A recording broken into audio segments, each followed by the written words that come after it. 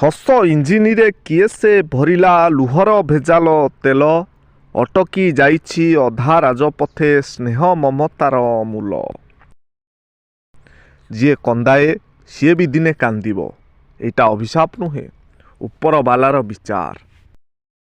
ଜୀବନରେ ଶୀଘ୍ର ମିଳିଯାଉଥିବା ଜିନିଷ ସବୁଦିନ ପାଇଁ ରୁହେ ନାହିଁ, ଆଉ ସବୁଦିନ ପାଇଁ ରହୁଥିବା ଜିନିଷ ଶୀଘ୍ର ମିଳେ ନାହିଁ। ମଣିଷର ଭାଗ୍ୟରେ ଯାହା ଥାଏ ତାହା ହିଁ ଘଟିଥାଏ, ତାକୁ କେହି ପରିବର୍ତ୍ତନ କରିପାରିବେ ନାହିଁ। ବିଜ୍ଞାନର ଯେତେ ଉନ୍ନତି ଘଟିଲେ ବି ମଣିଷ ନିଜ ଜୀବନକୁ ରକ୍ଷା କରିପାରୁନାହିଁ।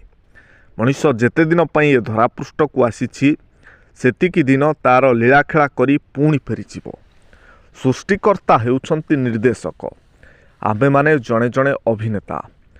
ତେଣୁ ପ୍ରତିଦିନ ସକାଳୁ ପ୍ରଭୁଙ୍କୁ ସମର୍ପଣ ଭାବନାରେ ନିଜକୁ ସମର୍ପି ଦିଅ, ଯେପରି ଆଜି ଦିନର ଅଭିନୟ ସୁନ୍ଦରତାରେ ଭରିଯାଉ।